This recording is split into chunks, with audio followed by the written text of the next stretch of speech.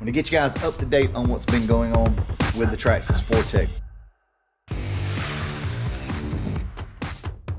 So last time we took this thing out, we hit 67 mile an hour, bone stock, other than the optional gearing. You know, I was fussing about how heavy the car was and all that, and all that still remains true. I don't like the weight of these cars, but it did help keep this thing planted. I've noticed that, and actually somebody in the comment section said the same thing. With that being said, I placed an order for a couple of different things, and here's what we got. So I told you guys we were gonna go to Mod 1 gearing, and that's what we did.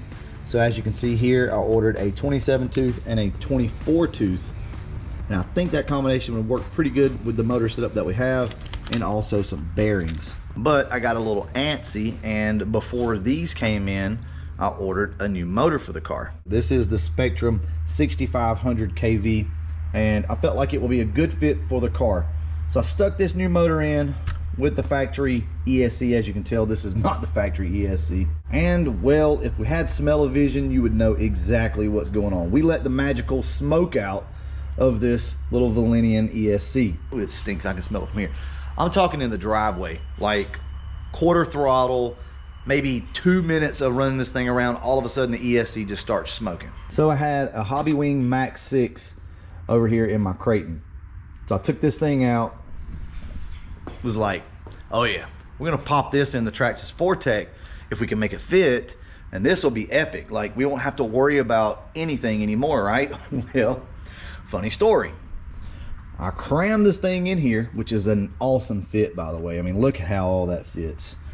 Cram this thing in here, and all of a sudden the ESC starts to freak out. So with that being said, let me go ahead and show you what we got here. As long as you just turn it on, there's no issues. Have power, it looks great, right? You're like, hell yeah. Then look, here we go.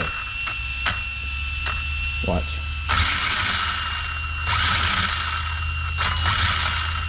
I hope it's not the motor causing this problem. So I did go ahead and solder in some really nice connectors. So basically what I did was I took apart the wires, the little extension that comes on the Hobbywing, and I pretty much just attached them straight to the motor. But with that being said, we have a new Hobbywing Max 6 over here in this package. So let's go ahead, unbox this thing, and throw it in here, and cross our fingers that it's not the motor causing this issue. Why is it bigger? I didn't anticipate it being bigger. Okay, this thing is massive. Massive. It's a freaking Max 6, right? I can go ahead and tell you right now, we're probably gonna have to do some modifications, and this thing's probably not gonna be waterproof anymore, but whatever. Oh my God. Why do I get myself into this shit? There we go, look at that. So the way this thing, did you guys see that? It just fell right out. I literally had a Max 8 in this thing and didn't realize it, and I'm putting a Max 6 in it. Why did I not read that? Anyway, looks like we should be able to make it work. We are going to have to do away with the top of this, which is your waterproof area. Let me go ahead and pull all this apart, and we'll see what we got here. This thing is massive, but let's see if we can make it work. So since I screwed up and ordered the wrong ESC, yeah, we're gonna have to cut this off. We can make it work. It's not gonna be ideal because once we do this, we're not gonna be able to run much bigger of a motor, but we'll see what we can do. We're probably gonna have to do some trimming on the outside right here as well. But if we can get this ESC in here, we never have anything else to worry about with this. So let's go ahead and get this cut. All right, so all we're gonna do here is just cut these tabs off, and that's what will hold down our steering servo. Everybody always asks me, man, why do you have such long fingernails? It's so I can do shit like this. Actually, how this is gonna work now is you're just gonna bolt your servo to this, and then this will just hold down. Now we have all this extra room without the waterproof case.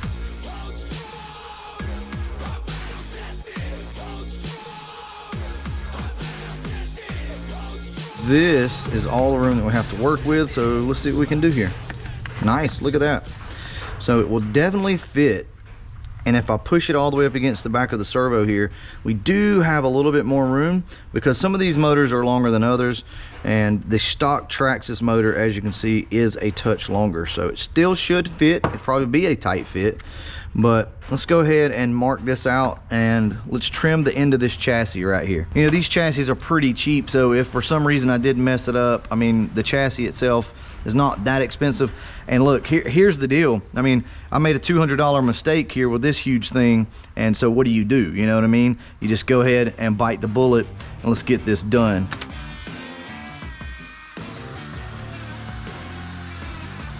And from here, you just have to clean everything up. So we'll do that later. Let's see if this will now fit. And it does. And it looks like we can even leave this rib back here, I hope. Let's go ahead and get this thing in. I definitely want to keep the battery connection back as far away as I can. And there it is, guys. We have it. You know, is that ideal with the ESC hanging off the side of the car? Probably not. I will remind you guys of this though. A lot of RC cars have the motor that actually hang off back here to the side. So my Secura was that way, and a lot of other cars are. So, I mean, I think we're okay here. And essentially we just pop these in and finish wiring this thing up. Probably build a little bit of a pedestal right here and keep the waterproof functionality of this. I'd actually really like to do that. It looks like I'm gonna have to pick it up pretty high. Let me play around with this and see if we can come up with something under here to shim that and keep this. So I'll get back with you guys here in just a second and show you what I came up with. Okay, after a little bit of messing around, I found an aluminum plate. I just kind of cut it down quickly to size and double-sided tape that to the top of my servo. And now I'm just gonna take my waterproof case here and double-sided tape that to it.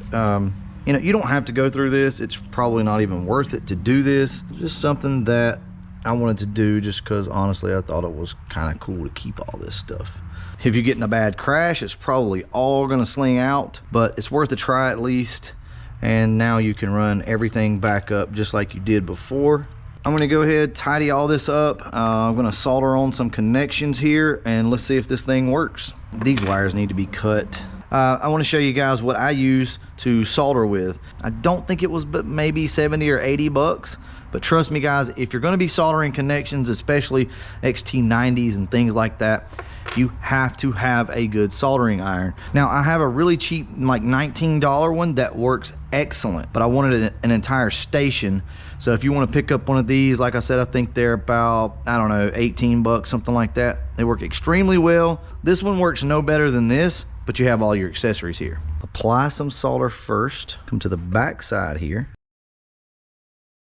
And there you go. What I'm gonna do is go ahead and snip these off a little bit shorter. Let's shorten these up. Let's don't go too crazy with this, but I'd say probably about right here will work just fine. That's why I like this station, is because you have your little helping hands right here available to you. So, and a lot of times I just try to get it started by touching it at the top and then just kind of following the solder down. And there we go. You don't want to overload it, but you do want to make sure that this thing is full of solder. This wire is, and that looks pretty good. And there we go. All right guys, and that's it. That's all you have to do whenever you solder this connection up. I'm going to go ahead, finish this up, and I'll get back to you in just a second. She is done. Everything is in place, and I'm going to go ahead and zip tie a few things up, and I want to show you guys this. If you don't have one of these, I think you can pick it up from Harbor Freight, if not Amazon, something like that. These things are really good for cutting zip ties and really putting a lot of tension on things. So sometimes you can't get your hand in there to certain places and really kind of ratchet down on it. So this helps you out right here. Anyway, with that being said, guys, I think we are set. So let's go ahead, fire this thing off and see how she does. Now, I've not programmed the ESC. I'll do that in a few minutes. We'll set the punch and everything else. I'm pretty sure this thing is going to try to run in reverse, but we can change that.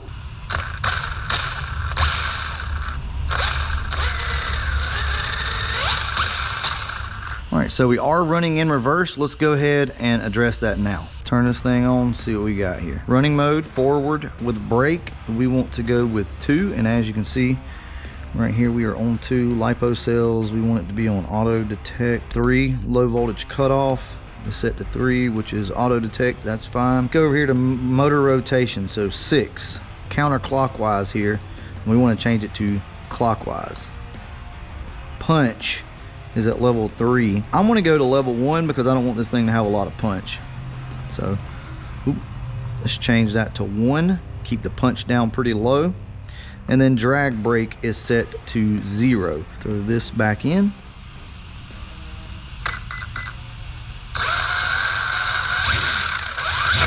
Definitely some cogging going on here. Let's see, we'll give it about half throttle. That's not looking too good. I'm gonna bring the punch up to 3 like it was. And let's just see if that has any effect. We got it sorted out, guys. The issue was the punch setting. When you're running, something high powered like a high kV motor in a heavy car, which the heavier the car, the more power it's gonna need. And what happened was we didn't have enough punch in the car. So I went ahead and put the punch to basically 100 or whatever it was, the highest setting, and that cured our issue. So let me go ahead and show you now what we've got. And you'll notice that it doesn't have that little hiccup in it anymore.